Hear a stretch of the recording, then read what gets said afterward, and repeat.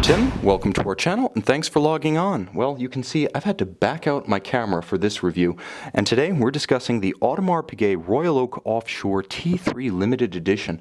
You can see this 1 of 1,000 piece titanium Royal Oak Offshore Limited Edition and purchase it on our website. Subscribe to our YouTube channel if you enjoy these videos, and please click on the card in the upper right hand corner of the screen at any time during this video to see our full listing for this watch with additional accessories included, high resolution images, and naturally full pricing details for this mammoth Royal Oak Offshore.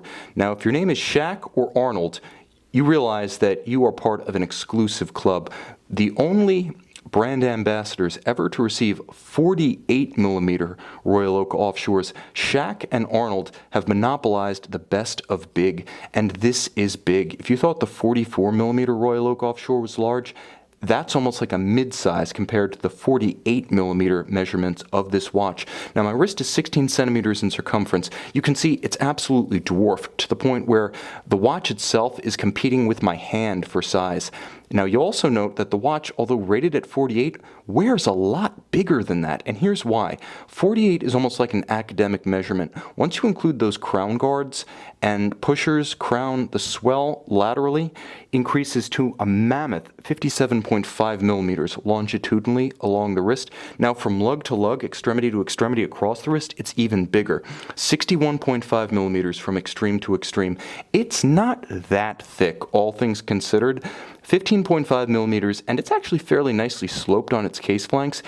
This watch is thinner than something like a 46mm IWC Big Pilot, but it just wears so much broader. I'm not going to lie, this is too big for my wrist. If you like wearing a big watch as a little bit of a goof or a postmodern statement, yeah, definitely you can wear it on a 16cm wrist, but for practical purposes and aesthetic coherence, I would say that you're probably looking at 17.5 to 18 centimeters minimum circumference to wear this watch with any sense of proportionality. It is very comfortable, however, as the case back is wonderfully flat, and as you can see, blazoned with the T3 logo, so it does sit nicely and spread its mass well, and the strap is of exceptional quality. The strap alone weighs more than many ultra-thin wristwatches, complete with watch head strap and buckle. You can see it's nicely bolstered with a contrasting stitch and a center spline, calfskin on both sides, top and bottom. It's very smooth on the wrist and nicely made, as are all components of Audemars Piguet timepieces.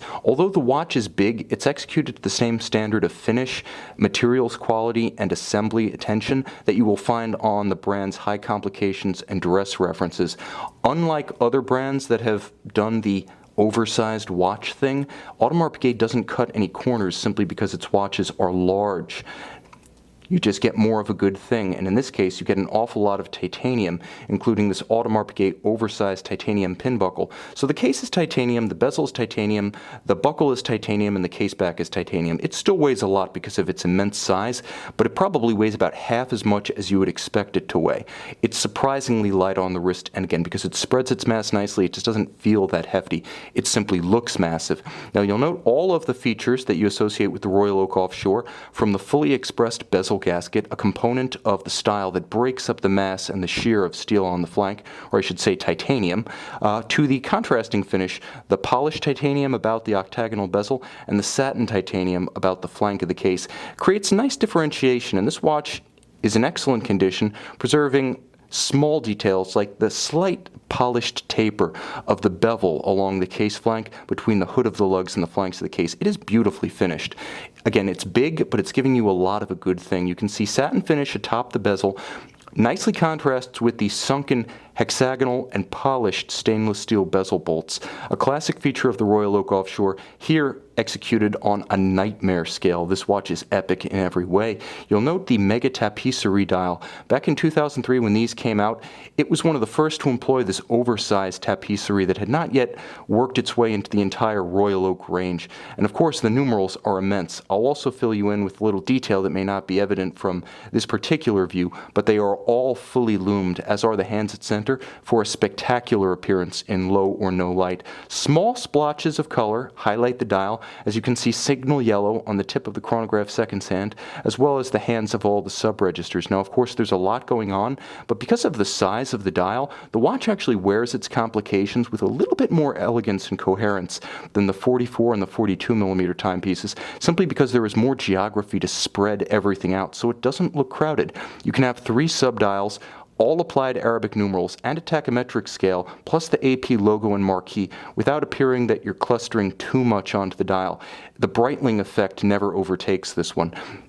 Now, in terms of the movement within, you'll note all functions controlled by crown cap and individual pusher guards that are reminiscent of the pins on grenades, appropriate to Arnold's imagery, and of course inside a Jaeger-LeCoultre-based caliber 2226-2840. The combination, a JLC 889 base movement, ultra-thin, bidirectional winding, true high horology stuff, with a Dubois de Praz vertical clutch chronograph module, such that if you prefer to have your chronograph simply running to provide center, hours, minutes, and seconds, keeping this chronograph running for ease of referencing seconds will not harm the movement. The vertical clutch arrangement creates no additional wear and tear. It also allows smoother actuation, starting, stopping, and more reliable zeroing of the chronograph.